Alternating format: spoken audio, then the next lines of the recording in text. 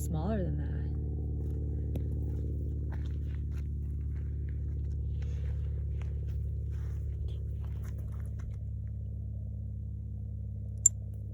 Oh, keep trying.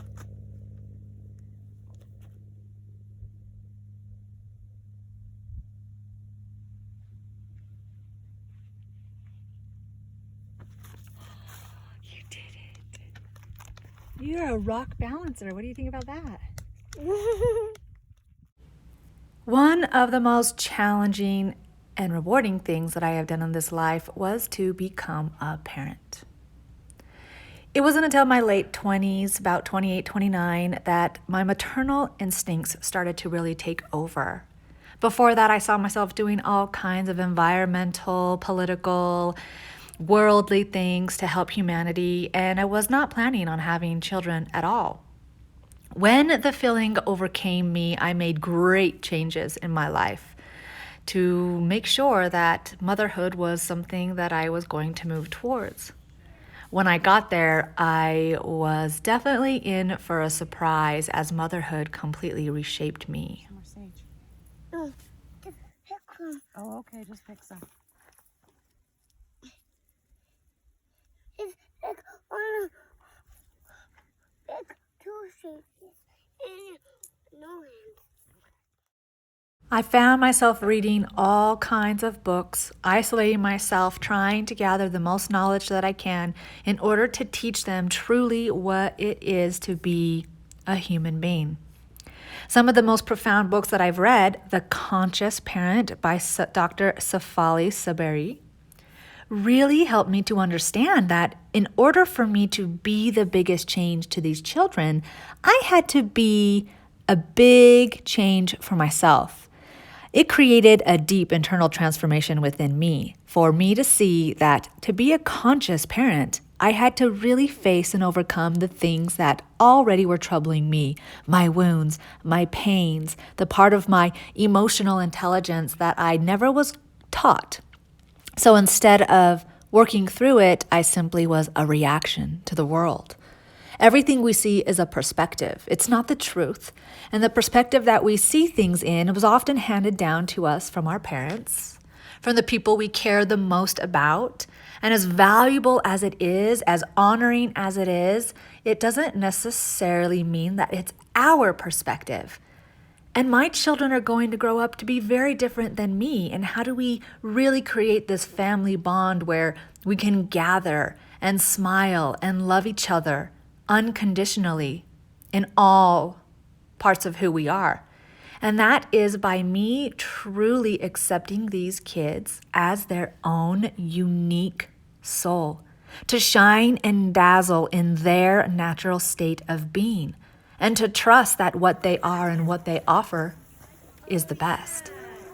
As wild as it can be when we all get together, as uncontrolling as it is, as you see my son frolicking here, trying so hard just to get one little family grandchild shot.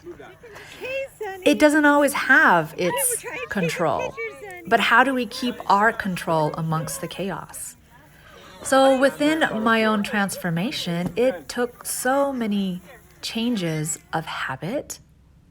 It took a lot of awareness of really sitting down and finding what my mindset is, and it does sometimes change. But I found that it was the most important to be really on top of me so that I can be there for them. I watch them grow and I watch them slowly change as my 7-year-old comes to me with these ideas that are so profound and definitely her own. She sees the world from magic eyes. She sees the magic underneath all of the logic that exists. And I don't want to take that away from her.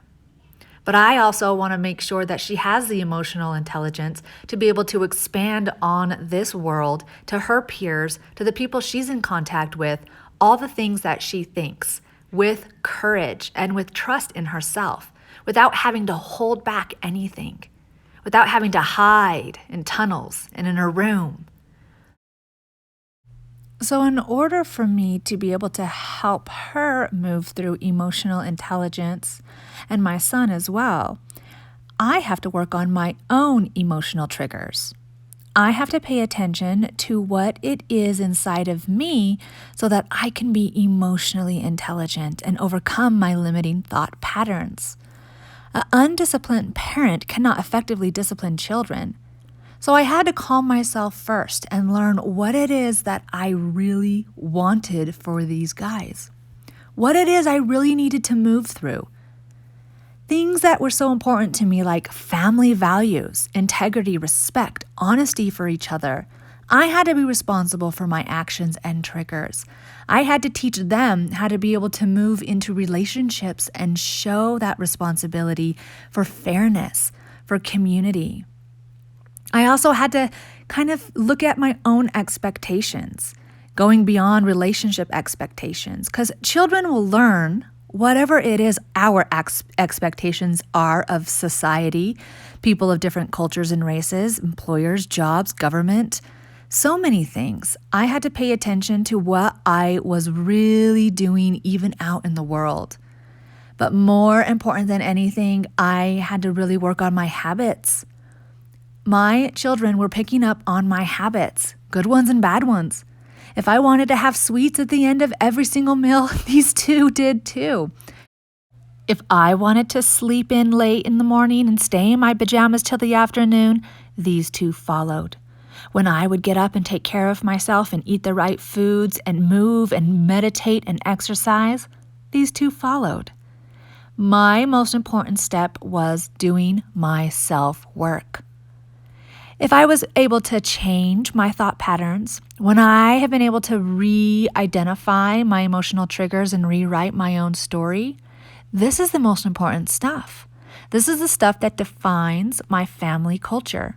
This is where positive communication builds positive bonds, where I've been able to really focus on conflict resolution and be able to have more of a peaceful conflict resolution with my children, and even expect it from everyone in the home and in other situations in life. So honestly, this whole thing is pretty fantastic, but it comes from ourselves. We have got to be the change we want to see. We want to see that change in our children, and we really want to be able to make this world a better place. We've got to focus on ourselves.